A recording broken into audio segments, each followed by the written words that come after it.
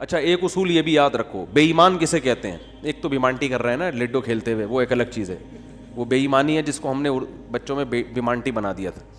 وہ بیمانٹی اور چیز ہے. کہیں آپ کہیں کہ لڈو میں تم نے گوٹ ادھر سے یوں کر دیا, چھکا چوکا آیا ہوا تھا چھکا کر دیا اس کو, تو تم بے ایمانی کر رہے ہو, تو تمہارا ایمان نہیں ہے, آخرت میں قطعاً تمہاری بخشش نہیں ہوگی. ایسا فتویٰ نہ لگا دیں. بے ایمانی کو بیمانٹی کہتے ہیں ہم لوگ. اب آپ لوگ پتہ نہیں کیا کہتے تھے, ہم تو بیمانٹی کر رہے ہیں بھائی. تو یہ وہ بیمانٹی نہیں ہے.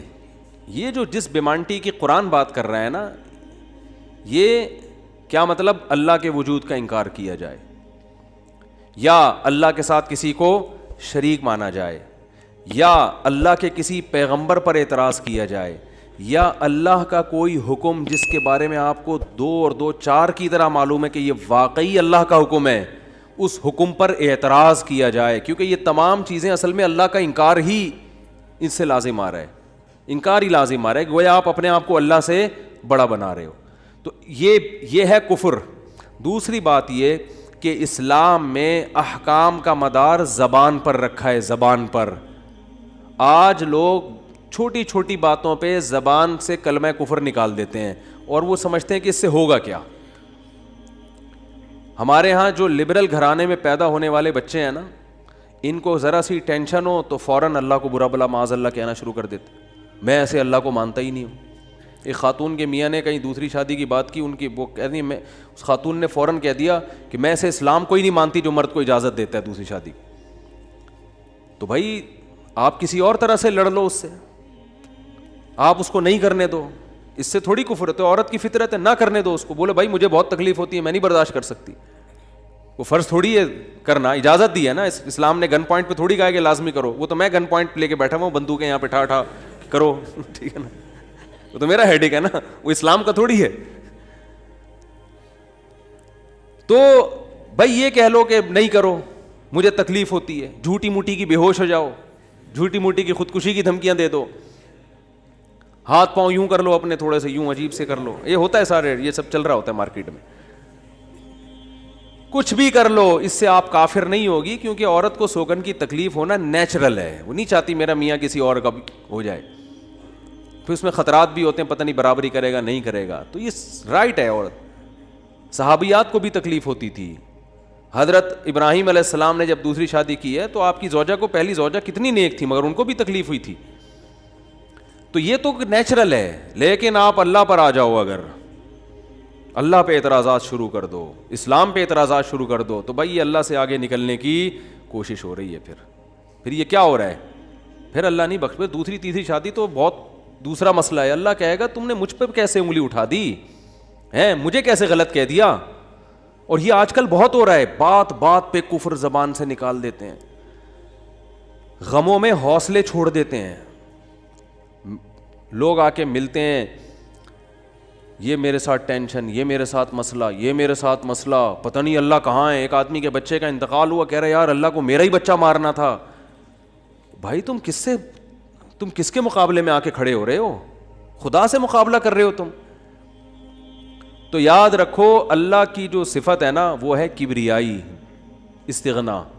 اس سے لڑ کے, اسے برا بلا کہہ کے, اس کے خزانوں سے ایک تنکا بھی نہیں لیا جا سکتا. وہ آپ کے ان جذبات سے متاثر نہیں ہوتا. اگر آپ یہ سمجھو گے کہ میں یوں کروں گا, دیکھو باپ کے سامنے تڑیاں بعض دفعہ چل جاتی ہیں. باپ کے سامنے بعض دفعہ تڑیاں, میں ابا کو مانتا ہی نہیں جو مجھے جائیداد سے ہے نا آگ کر دیں اور مجھے گاڑی نہ لے کے دیں. ابا ہو سکتا ہے متاثر ہو کے بولیں بھائی چل یار یہ گاڑی تیرے نام کر دی میں نے, یہ پلاٹ تیرے نام کر دیا, میرا بیٹا تو مجھے ماننے سے انکار کر رہا ہے. لیکن اللہ کا اصول جو قرآن اور سنت سے پتہ چلتا ہے, جو آسمانی کتابوں سے پتہ چلتا ہے, وہ اصول یہ ہے کہ آج تک کسی نے اللہ کے خزانے سے اللہ کو معاذ اللہ برا بلا کہہ کے, اللہ پہ اعتراضات کر کے, اسلام کو برا بلا کہہ کے, اللہ کے پیغمبروں کو برا بلا کہہ کے, اس طرح سے واویلا کر کے, اگر آپ یہ سمجھتے ہو کہ اللہ کو آپ پہ ترس آ جائے گا کہ ہائے بیچارہ بہت ہی مجبور ہے, تو یہ دماغ سے ہمیشہ کے لیے نکال دو. اس سے بڑی سزا میں اللہ آپ کو ڈالے گا, اس سے بڑی سزا, اور وہ جہنم کی آگ. یہ تو کچھ بھی نہیں ہے. تبھی تو خودکشی کرنے والے پر اللہ کو ترس نہیں آتا. خودکشی کرنے والا ایک طرح سے انتقام لے رہا ہے اللہ سے. کہ اللہ تو نے مجھے زندگی دی, مجھے اس قابل تو چھوڑا نہیں, تو نے تو میرے ساتھ غلط کیا, مجھے گفٹ چاہیے ہی نہیں نعمت کا. جیسے ہے نا آپ باپ نے آپ کو گفٹ دیا ہو اور آپ دشمنی میں آ کے باپ کو گفٹ واپس کر دو, مجھے نہیں چاہیے, ایسے پھینک دو آپ.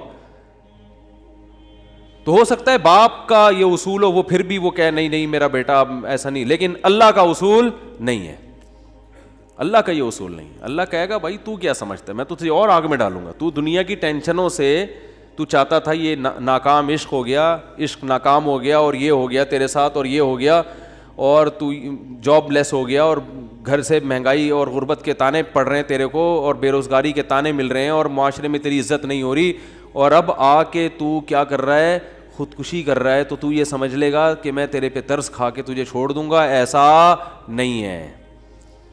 نبی صلی اللہ علیہ وسلم نے فرمایا جس نے خودکشی کی, جس طرح سے اپنے آپ کو ہلاک کیا ہے نا, تو قیامت تک برزخ کی زندگی میں اسی طرح سے اپنے آپ کو ہلاک کر کے مارتا رہے گا. اللہ کہے گا یہ زہر پی کے مرا تھا نا, زندگی دے گا اللہ برزخ میں, اور کہے گا یہ زہر کی بوتل پی دوبارہ, اور اسی طرح تیری آنتیں کٹیں گی. جس طرح اپنے آپ کو مارا ہوگا برزخ میں, قیامت تک اسی طرح اپنے آپ کو مارتا رہے گا وہ.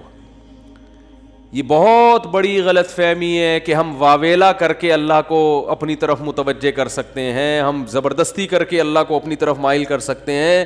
ایسا بالکل بھی نہیں ہے. بعض لوگ غموں سے پریشان ہو کے گناہ کرنا شروع کر دیتے ہیں, سمجھتے ہیں کہ یار میرا تو حق بنتا ہے, میں تو سٹا لگاؤں گا, میں تو ٹینشن میں آیا ہوا ہوں, میں تو شراب پیوں گا, میرے ساتھ یہ ہو رہا ہے تو میرا تو بھائی آپ پیو گے تو یہ نہ سمجھو کہ اللہ آپ سے خوش ہو جائے گا کہ جی آپ کو ایک غم آیا تھا, اس غم میں آپ نے چونکہ شراب شروع کی ہے ٹینشن ختم کرنے کے لیے, تو اب اللہ کو ترس آئے گا, نہیں اس پہ شراب کیا ہو گئی ہے, معاف ہو گئی ہے, یہ بیچارہ اس کا کیا بنتا تھا, رائٹ بنتا تھا, اس کو تکلیفیں اتنی دی ہیں.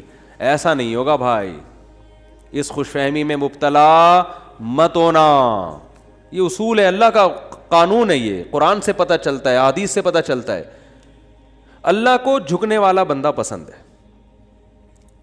جو اللہ بنانا چاہتے ہیں نا اپنی مخلوق کو, وہ کیا بنانا چاہتے ہیں, میں تمہارے ساتھ اچھا سلوک کروں برا سلوک کروں, تم بندے ہو, بندے بن کے رہو, ٹھیک ہے نا, کیا رہو, تم نے بس دعا ہی مانگنی ہے, اللہ یہ سب میرے ساتھ جو ہو رہا ہے یہ ٹھیک کر دے, میں ٹھیک کروں نہ کروں, تم نے ساری عمر کیا کرنا ہے, بس یہی مانگنا ہے کہ اللہ ٹھیک کر دے, اللہ محتاج ہیں, اللہ یہ بھی ٹھیک ہو جائے, اللہ یہ بھی ٹھیک ہو جائے, اللہ بے روزگار ہوں روزگار دلا دے, میری مرضی روزگار دوں یا نہیں دوں, نہیں بھی دوں تم نے یہی کہنا ہے اللہ دلا دے. ساری زندگی اسی دعا میں گزارنی ہے تم نے, چاہے میں تمہاری دعا قبول کروں چاہے تمہاری دعا قبول نہ کروں, کیونکہ تم بندے ہو, میں خدا ہوں, خدا تم تھوڑی ہو, تمہاری تھوڑی چلے گی زمین پہ. بہت سے لوگ یہ فالٹ ہے, دعائیں نہیں قبول ہو رہی, تبھی تو وظیفوں کی طرف جاتے ہیں. اولاد نہیں ہو رہی, کوئی وظیفہ بتا دے, بھائی دعا مانگ لے, اولاد کہہ رہے دعا تو مانگ کے دیکھ لیا ہے, وہ تو ہو ہی نہیں رہی, تو کوئی ٹیکنیکل طریقہ ہو اولاد کا, سے کیسے ہو جائے گی بھائی, ٹیکنیکل طریقے تو نہیں ہے. یونس علیہ السلام جب مچھلی کے پیٹ میں تھے, کتنا بڑا غم لگا نا آپ کو. یونس علیہ السلام مچھلی کے پیٹ میں, تو اللہ سے آپ نے دعا مانگی, وظیفہ نہیں پڑھا ہے. وظیفے پڑھنا بھی جائز ہے, اگر کوئی قرآن و آیتیں ہیں تو کوئی گناہ نہیں ہے, لیکن جو اصل جو اسلام کی روح ہے وہ کیا ہے, دعا. تو یونس علیہ السلام نے مچھلی کے پیٹ میں دعا مانگی, لا الہ الا انت سبحانک. دیکھو حضرت یونس علیہ السلام, ہمارا جو مزاج ہے نا وہ کیا ہے, یونس علیہ السلام کئی سال اپنی قوم کو تبلیغ کرتے رہے ہیں, قوم باز بولو نہیں آئی. حضرت یونس کو یقین ہو گیا اس قوم پہ عذاب آنے والا ہے, تو آپ نے اللہ سے نہیں پوچھا, اس لیے کہ آپ کا خیال تھا بھئی یہ عذاب تو آئے گا, تو میں اللہ کے خوف سے اب بستی کو پہلے چھوڑ دیتا ہوں. میں آپ سے یہ اجتہادی خطا ہوئی, یہ اجتہادی خطا ہوئی کہ بھئی اللہ کی پرمیشن کے بغیر آپ نے قوم کو کیوں چھوڑا. حالانکہ اس اجتہادی غلطی کے پیچھے جو اس کی بیس تھی وہ بیس بہت اچھی تھی, وہ اللہ کا خوف اور اللہ کی خشیت. اللہ کے عذاب سے بھاگنا یہ تو حکم ہے نا, فنٹر بننے کی تھوڑی اجازت ہے کہ جہاں عذاب آ رہا ہے تو کھڑے رہو وہاں دیکھو, ایسا تھوڑی ہے. قوم لوط پر جب عذاب آیا تو جو اہل ایمان تھے ان کو حکم تھا پیچھے مڑ کے بھی نہیں دیکھنا ہے, اس عذاب کو دیکھنے کی بھی اجازت نہیں, ڈرو اس سے بھاگو. جب قوم عاد قوم سمود کی بستیوں سے نبی گزرتے تھے تو چہرے پہ کپڑا ڈال کے جلدی اپنی رفتار بڑھاتے تھے, بھئی یہ اس عذاب کو اپنی آنکھوں سے بھی نہ دیکھو, خوف پیدا ہوتا ہے اس سے. تو اتنا زیادہ آپ صلی اللہ علیہ وسلم خوفزدہ ہوتے تھے. تو اللہ کے عذاب سے تو دور بھاگنے کا حکم ہے. تو اب یہاں کیا ہے کہ کیا بات چل رہی تھی یار؟ حضرت یونس علیہ الصلاۃ والسلام اللہ کے عذاب کے ڈر سے اپنی قوم کو چھوڑ کر نکل گئے. یہ بیس بالکل ٹھیک ہے بھائی, جب اللہ کا وعدہ بھی یہی ہے کہ جو قوم ایمان نہیں لے کر آئے گی تو میں اس کو تباہ کر دوں گا. تو حضرت یونس علیہ السلام کو خیال ہوا کہ بھائی یہاں سے نکل جاؤ. جب بیٹھے ہیں کشتی میں, کشتی ڈوبنے لگی تو ملا نے کہا بھائی وزن کشتی میں زیادہ ہے, ایک آدمی کو نیچے اترنا پڑے گا ورنہ سب ڈوب جائیں گے. کون اترے گا بھائی؟ قرآن اندازی ہونی چاہیے. قرآن اندازی میں نام کس کا آیا؟ یونس علیہ السلام. تو بتاؤ ہم ہوتے, ہم کہتے ساری زندگی تبلیغ کرتا رہا, اب جب عذاب آنے والا ہے تو اللہ کے خوف سے ہی نکلا میں, اس کا صلہ یہ مل رہا ہے کہ ڈوبنے والا کون ہے؟ بولو, میں ہی ہوں.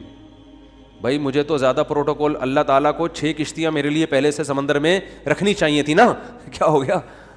یہ ہماری سوچ تو یہی ہے کہ میں نے چونکہ فجر کی نماز پڑھی ہے تو میری دکان پہ کسٹمر 6 گنا زیادہ آنے چاہیے. پیسے سارے وہ کما رہے ہیں, نمازیں میں پڑھ رہا ہوں. اچھا میرے پر لوگ اعتراض یہ بھی کرتے ہیں کہ احتیاط اس نے کی, اس کو کرونا ہو گیا. اس نے احتیاط نہیں کی, اس کو نہیں ہوا. یہ مفتی لوگوں کو الو بنا رہا ہے. تو بالکل یہی ہے کہ نماز میں پڑھ رہا ہوں, روٹی کس کو مل رہی ہے؟ اس کو مل رہی ہے. احتیاط میں کر رہا ہوں, وہ کرونا بھی مجھے ہی ہو رہا ہے. ٹھیک ہے نا, ٹھیک ہے نا. تو اب اللہ سے تھوڑی کوئی لڑ سکتا ہے بھائی. تو اللہ کی مرضی, جو اب احتیاط کے باوجود بھی کسی کو بیماری لگا دے, اور ایسے ہے گلے مل رہے ہیں اور روزانہ چھینک رہے ہیں ایک دوسرے کے منہ پہ, انہیں کچھ نہیں ہو رہا. وہ تو اب اللہ کی مرضی, اللہ سے تھوڑی کوئی لڑ سکتا ہے. لیکن ہم تو ظاہر کے مکلف ہیں نا, ہم تو اسباب کے مکلف ہیں, تو اس لیے حکم دیا جاتا ہے احتیاط کا. تو خیر, جب تک کرونا ختم نہیں ہوگا ہم بھی آپ کا پیچھا نہیں چھوڑیں گے, یہ ذہن میں رکھو آپ. تھوڑا تھوڑا جیسے 4 شادیاں آتی ہیں نا تڑکے میں, اس طرح یہ بھی آتا رہے گا تڑکے میں, کیونکہ لوگ نہیں کر رہے احتیاط تو کیا کریں. اچھا خیر, بات ہی کہاں چل رہی تھی؟ تو یونس علیہ السلام کی جگہ ہم ہوتے تو بھائی ہماری حالت کیا ہوتی ہے. اللہ, جیسے تبلیغ میں ہم میں سے کوئی گیا ہوا ہوتا 4 مہینے کے لیے, 4 مہینے کے لیے تبلیغ میں